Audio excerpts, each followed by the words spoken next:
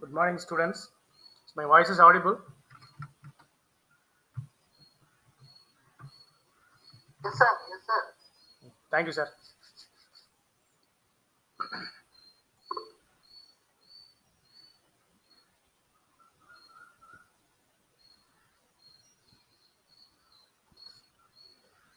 So, welcome to the sixth module of third unit, WSDL. So, till now, we have seen the practical way of doing third unit. Okay. So, how we can create a web service. What are all the types of web services? How can we create SOAP-based web service? How can we create a RESTful-based web service? How can we consume them? Also, we have seen, right? So, what could be the underlying work which was happening for the corresponding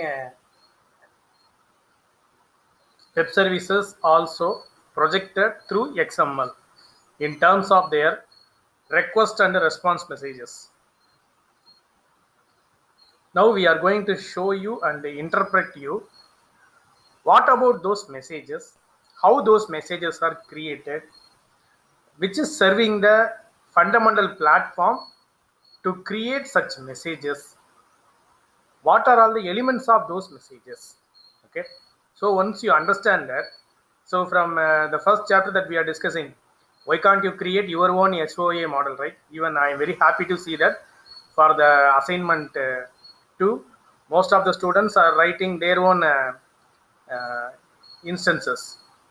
So by keeping those aspects, you can customize your own WSDL. You got it? The request and response messages that you can customize on your own. See, the role of security will start from here. Likewise, I could able to convey, because the interception of those messages could happen on the time. It's not about some the role of cryptography won't come into play, or it's not a matter of something called a software obfuscation. So those things are not necessary here. Just if you customize the WSDL for your SOA framework, it's enough. It's more than your security layer, right? But what people will do, uh, there are already available standard recommended by my W3C.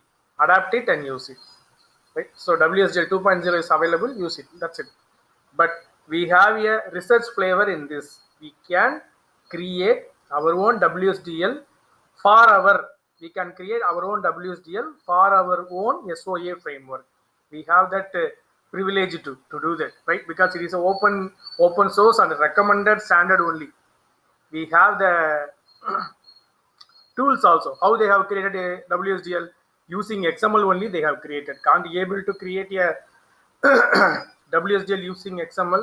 It's very easy. Nothing but that. What you have to do, you have to create some set of tags. You have to write the corresponding code for the set of tags in some scripting language. That's it. Okay, so you can restrict. So for example, you are going to work only with the insurance framework, means for insurance framework, what are all the functions will come? List it out. Map the functions towards a corresponding keyword. So the corresponding keyword is processed with the actual logic of from some script. For example, add some account number, or mention about the policy expiry date. So they have to send SMS. So likewise, for all the functionalities that you could be able to incorporate some specific tags on this. Okay, so when the policy number is supplied as an argument, it need to return the corresponding maturity date. So likewise, you can customize all those functions and map with your customized tags. That's it. That's the easy way to create WSDL for your own SOA framework, right? So that's the way to carry out for your own environment. So think of that you can move it forward. That is the snippet that I want to convey before commencing this topic, right? So let us recap for the previous session and move forward. It's already I have talked about this also. JAX-B2 Marshaller, the software. to detect the class fields, right? So which one will be helpful to identify annotation in the program? That is a direct question, right? Which of the option will be helpful for me to identify the annotations present in the program? Even in the previous web service that I have shown you, by putting at symbol, I think in the web service for .NET we have seen, right, WebGet. So we have mentioned with that symbol, right? Even in the previous concerns that regarding SOAP, we could able to see at producers, right? So likewise, we will be using our own annotations in the program. So in that case, which one is helpful for me to identify the annotations available in the program? That could be the question here, right? The answer would be XML root element, right? I think I want to convey this here. I don't want the answers from you here. Right. This one you have to convey because already sufficient number of content has been given about RESTful architecture, right? So what could be the best option? I need your option in the chat. Which of the following is correct about URI, unique resource identification in RESTful web services? Representational state transfer, that's what the term REST. Your options are, let me see the chat. Only one option, huh?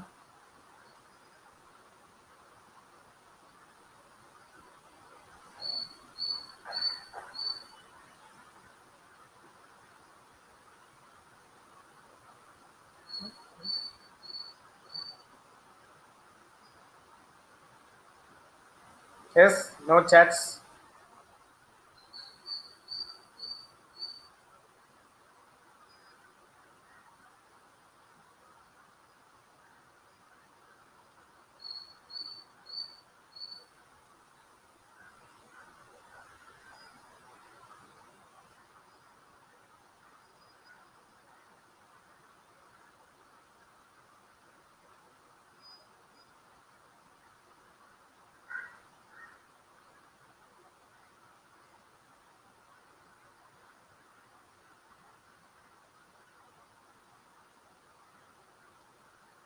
So there won't be any options.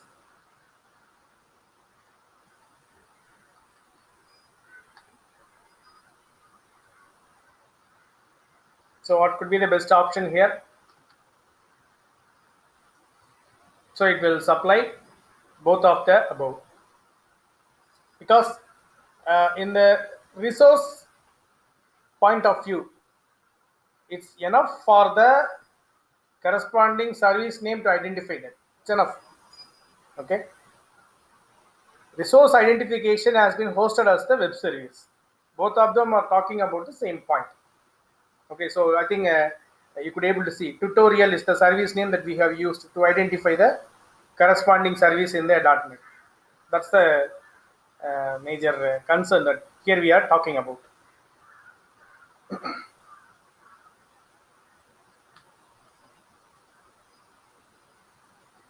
The rest, state and motion of body are, right? It is something like physics, but think of that and let me know.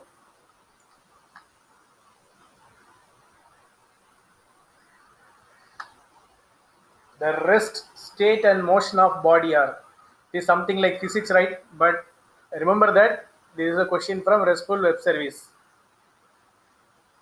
What does it mean actually, right? I think it is something tough to answer. I'll tell you. The answer is relative. The rest, state and motion of body are nothing but how you are accessing the URL, or otherwise, we are going to talk in terms of XML, how you are accessing that path. That's what they are asking. Either you are going to access in the absolute path or the relative path. That is the meaning here. Okay. So I think the answer would be on relative path. Using relative path only, I could able to map my event handling along with my service. That's it.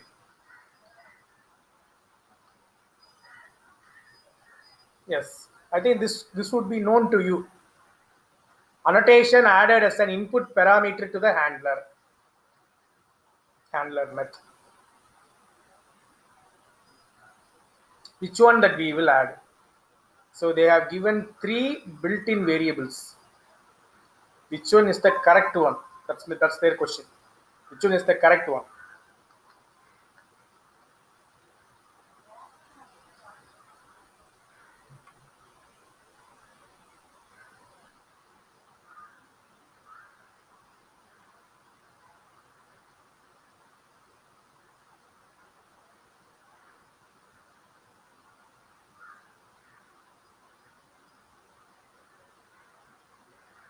Is my presentation is visible?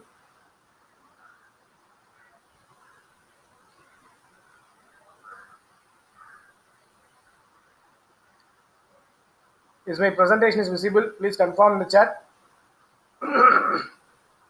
because I am getting some information in my screen.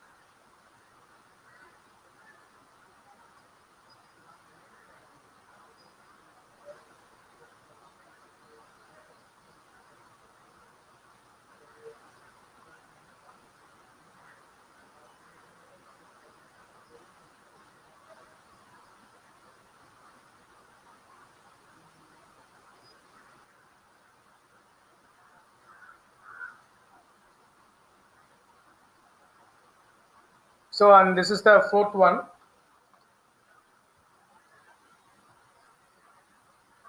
So annotation added as an input parameter to the handler method. So what would be the variable that we will use here? So we'll be using path variable, right? This could be the environmental variable for all the annotations. See, even you can configure your own annotation and you could able to create it as an environmental variable. That provision is also available. I think while you are learning your ANT tool, you could able to understand this, as well as while you are going to learn your J unit, you have the provision to understand how to create annotation, how to call this annotation as a path variable, that you could able to understand. Right? This is also something related to your RESTful web service only. Don't think that it is something like your physics. If a body doesn't change its position with respect to its surroundings, then it's in the state of rest. So what does it mean? Service is identifiable, right? That is the meaning here. Service can be identified from anywhere else without moving the corresponding or without carrying the corresponding code to anywhere else. So to represent that only, this type of things has been given for you, right? So by that, we'll get into today's session. This would be the basic architecture that you have to understand about WSDL. Okay, service description language. So how they are initially the version 1.1 is having the contents, but version 2.0, what would be the main difference here is nothing but we are ready to work with the interfaces. Okay, we are ready to work with the interfaces. Interfaces are nothing but even from a third party vendor I could able to access, and I could able to give direct reference here. So that is the idea, right? So initially what I will do, by giving my port types, I will just mention the name of the service, that's all. So in that case, I could not able to identify that what type of services are happening. I may know that services are running, either SOAP based services running or RESTful services running. I could not able to find it out easily, right? Because both of them can be differentiated only during the request time, because RESTful web service will request via URL, but my SOAP web service will request via an XML program alone, right? But both of the responses are based upon either SOAP based or RESTful web services. The response will be purely based on a XML program only. Both of their responses are same, right? There is no difference in that. So how to identify those things? That is the reason why they have given the term interface, right, in the 2.0 architecture, the new architecture. So how they have given, right? So, and as well as I think in the section of service body, that you could able to see that we are mentioning the term called the endpoint, right? So it's like your so how you will convey service access point for accessing the corresponding service. Likewise here they are mentioning the term endpoint. Okay, so that's the case. We will see what are all the elements individually, and we will see a complete program generated for a particular web service, and we will interpret it one by one. So what does that WSDL means? So that's a standard thing. Web services descriptive language, description language. So it's a standard actually, right? It was initially developed by IBM and Microsoft. Why Microsoft have showing keen interest on these things means because the role of SOAP was introduced by Microsoft only. That is the reason why the heavy hand of Microsoft is there in the open source side, right? By keeping that, they are moving forward even in the open source environment. And futures of WSDL, right? So WSDL was entirely managed through XML only. That's a known fact to everyone. Okay, so what it will do actually? So it will give us. It will be like a signboard, right? Where you have to go, what you have to do. That will be mentioned respective to web service. Okay, and also he will give you where I have to plug my content, or where I have to plug my request. So that's also will be identified through my WSDL. So WSDL is a component of a layer actually for SOA management. So the layer consists of, already we have seen, SOAP, WSDL, UDDA. These three are a complete layer. Okay. So UDDA we will see very in depth in the next session, right?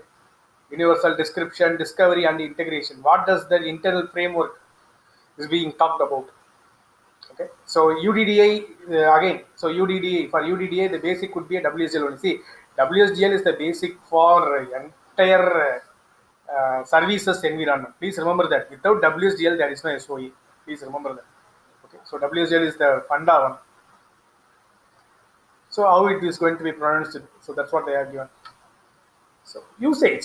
So how could I able to use it in a proper way, right? So normally how we are using the SOAP request message and the SOAP response message, both of them are being configured through my WSDL only, right? Regarding my RESTful web service, the response message is completely configured by WSDL only, right?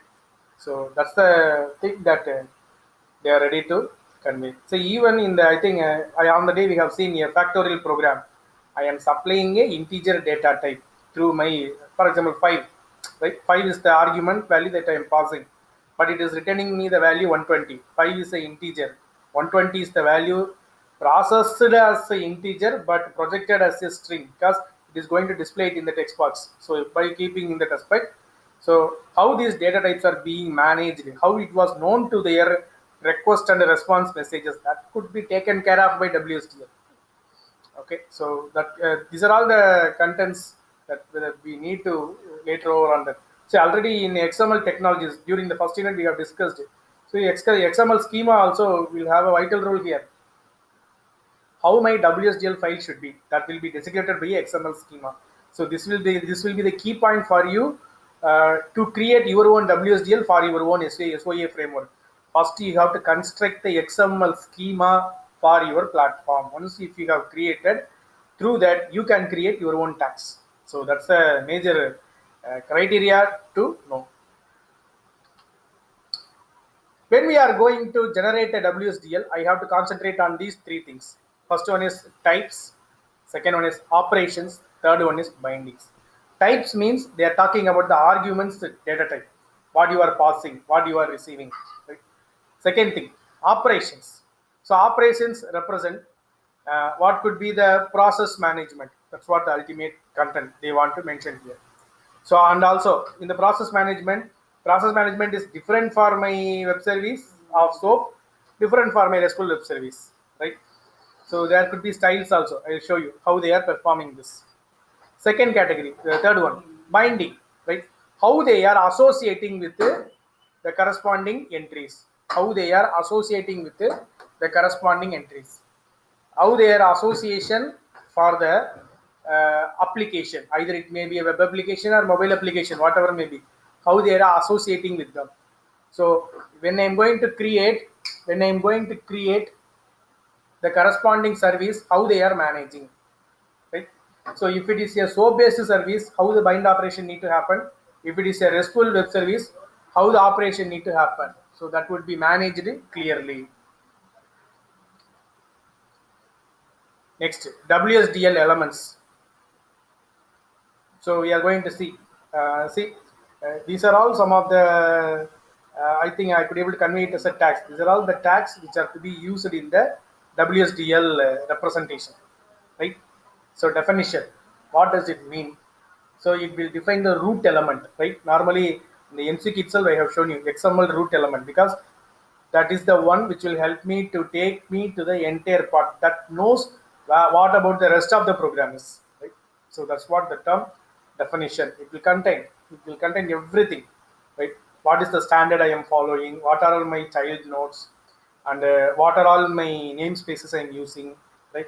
So everything will be available in the definition part, right? The first 4 or 5 lines of the program. Next, data types. Okay, so when I'm going to give my values, I have to mention the data type. I think you could able to remember in the first unit, I will be giving my data type using xsd colon int. So by that I could able to give the integer data type, right? I could able to mention it using that. Message, right? Nothing but the arguments that what we are passing. For factorial program, that could be the message is nothing but the parameter what you are passing. Next one, operation. Okay, so that will give you it's like a identifier. Your operation is like an identifier. It will not convey you what is the process, but it will give you the identifier. For example, factorial, that could be the identifier. That's it. But what is the actual logic? Actual logic resides in my server. WSDL elements, the second section. Port type. Okay, port type. So port type means it's from the architecture 1.0. Okay, port type. So that will convey what are all the that will convey, or that is the place where I am going to uh, the type of web service or how I am going to bind. Either I am going to bind based upon my URL or based upon my XML program, right? The port type will give me the clarification on that, whether I have to perform my service decomposition directly or indirectly, or indirectly, right? Directly or indirectly, that will be identified by my port type. That's what. Okay. So binding will convey me, or will convey the way how to map my port with the service. So that is the content. Again, the port, this is the specific port, right? At which port your service is running, that can be identified. Finally, service, that is the file where my logic resides. Okay, service, that is the file where my logic resides. Apart from the basic elements, see, these are all the mandatory elements. These 4 plus 4, 8 elements are mandatory elements. Definition, data types, message, operation, port type, binding, port, service. These 8 elements are mandatory elements in your WSDL program. but these two are apart from that. Okay, so utility elements, if necessary, you can incorporate. Right, we have an element called documentation. Right, it will generate documentation also. I think you could you know the feature of Java Doc. It is a tool which is used in our Java programming language. It will give you the actual functionalities of the program in terms of by generating the what do you call it would be like a help messages, right? What are all the classes present in the program? What are all the variables available in the program? What are all the methods available in the program? What is their access modifier range? Everything will be conveyed through the Java tool, right? It will give you the Java tool. Likewise, here also we have the utility called documentation. Using this, if you have given documentation, it will convey you, right, what this service is doing, what this port is doing, what port type that we are going to use, what are all the definitions given in the WSDL program. For all the 8 elements what we have seen previously, it will give you the clear cut idea by using the command line, right? It will convey you. It will convey you what that particular tag is doing pertaining to that application, right? That's very important. So import, it's like our in our Java program or in our .NET program, right? In the .NET program, we'll be using the namespace. In Java program, we will use import java.util.star. Like in the package name, we will mention. Likewise, if you want to import any other XML content, that I have to use this import statement. So these are all the two utility elements. These are not mandatory, but if necessary, you can incorporate it with the already existing 8 elements in the WSDL program. If necessary, you can incorporate. Otherwise, it's not necessary. This is the structure of the program, right? Definitions. I think this could base it upon your 1.1 structure. Okay, 1.1. Because by 2007 they have introduced a new structure. 2.0, 2007. This is on the beginning of the section because only some modifications have been changed. I will show you at the last. So in the definitions, what are all the structures that you have? You have types, message, port type, binding, service. So here we have used only 5 elements. Remaining 3 elements that we have not used. That are all things that are subclassified over on the environment. So this is the basic structure. Okay. So we have seen the explanation of all these tags. This is the way my web service will generate the SOAP message for communication. This is the way my web service will generate the response message for my RESTful web service, right? Likewise, you have to show. See, what does definitions consist of? Right? The service name has been given. That service is using what are all the corresponding entity. So what would be the WSDL file name? That was mentioned as target namespace. What is the namespace standard I am following? What is the SOAP standard I am following? Right? What is the name of my target namespace? That is also being given over there. What is the XML schema I am following? That is given through XSD. So these are all the definitions which are, I think, in that first target namespace and the fourth one, XML namespace : TNS. These two are user defined for this program. Rest of the 3 are it's a standard, right? W3 recommended standard to use this. By default, for any program, it will be generated. Only the corresponding file name will get to change. Here they have used hello service.wsdl. The hello service.wsdl is generated for some program. Okay, for some program. So this is about definitions. So 3 standard things will be there always. Only 2 additional things are being generated for the program what you are doing. Okay. Types.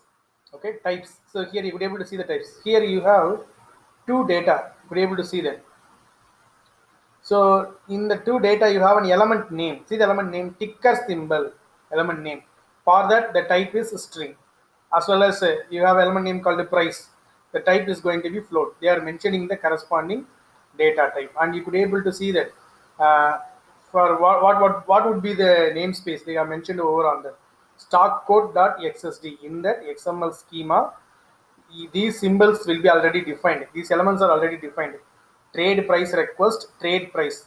Both these elements are being already described in stock code. For that, we are ready to give the data type here. Right? So that's the thing. So for the first for trade price request, that I will be using my string. For trade price, I am using float. These are all the data types. I am using it for this example. So this is the way to interpret, right? See, I will tell you students, you no need to write WSGL program. WSGL program is a generated one. The only thing is you need to understand how they are being generated, right?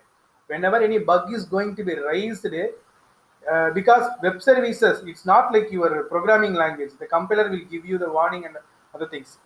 The WSGL file will get to give some erroneous content. By seeing that, you could be able to bug your program. That is the reason why you have to understood in a proper way, right?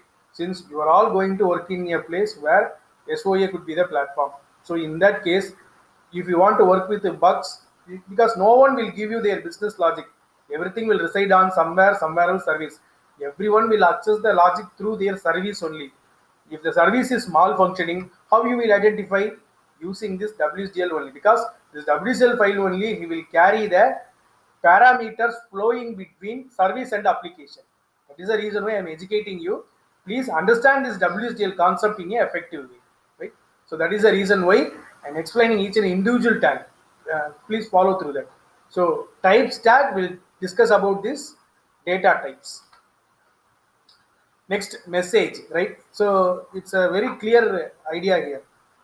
Uh, the response message and request messages are identified here using the name hello request, hello response, right? They have given that. Then they have given the parameter names, right? What is the parameter name? First parameter name is going to be my first name, second name is going to be my greeting. It may be the see, understand that it may be the name of the GUI control. Name of the GUI control. For example, you are having a text box. The text box, how you will create in your HTML. So by giving the input tag that you will create, in that you will name the text box, right? You will name the text box. How you will identify the text box? By using some name. That name is nothing but this part name here, right? So like this. So how my data will be fetched over from that.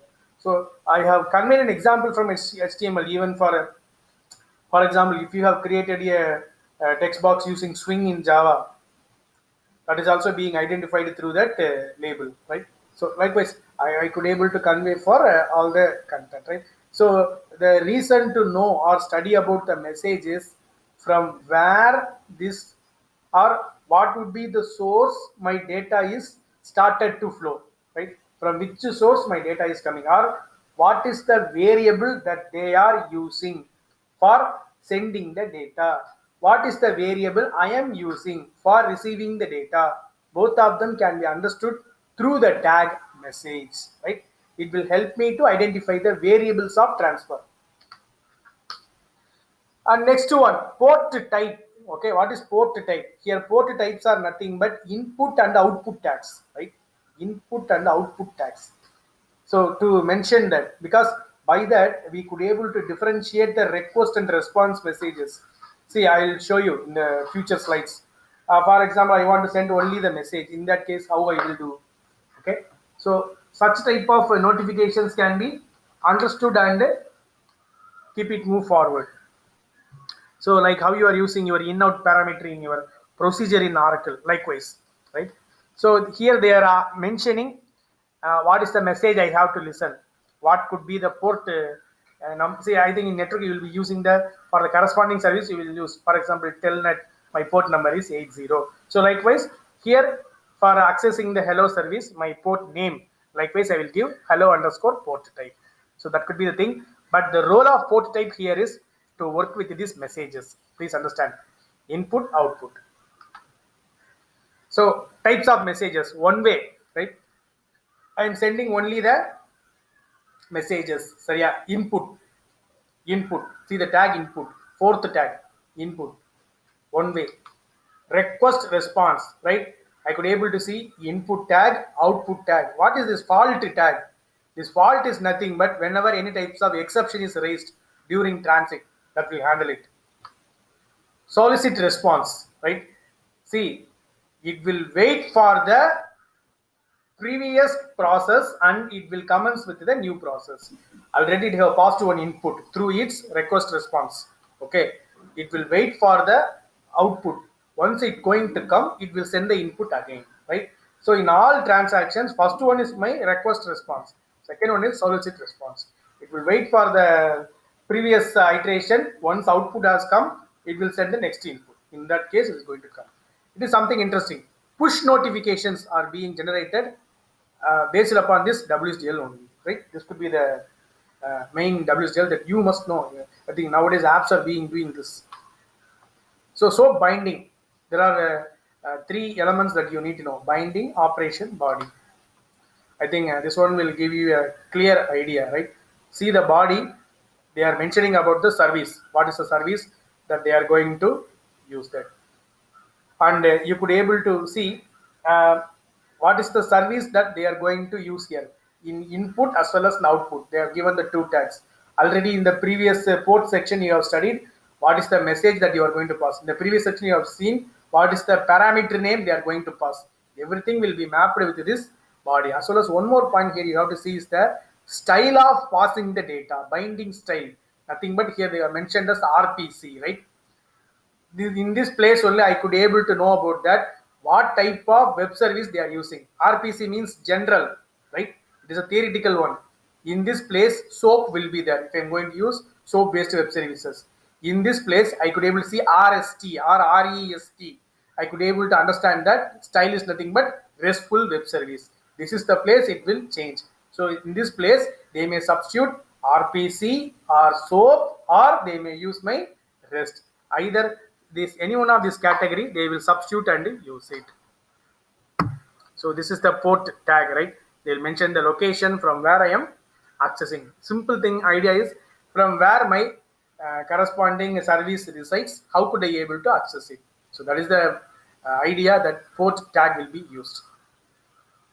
So service will tell us from where I have to access service, which port I have to access, what could be the messages to be communicated, right? So this could be the basic one, but already we have seen as a big program, a complete program. These are all the individual constructs of that. Okay, this is the thing that the recent case that you have to work with. How this WSDL is being transformed now. Okay, meaningful web services are going to be designed. Till now we are learning UDDA, WSDL, SOAP. What is the second stage? Semantic web. So how you will create semantic web services? This is the recent technology that you need to understand. For that, UDDA, WSDL, SOAP are basics. What you have to learn? RDF and OWL, right? Ontology frameworks. These are all ontology frameworks that you have to learn. Ontology frameworks if you want to work with the semantic web services, right? So that could be the case. By that, I'll close today's session. If you have any clarifications, you can post it in the chat.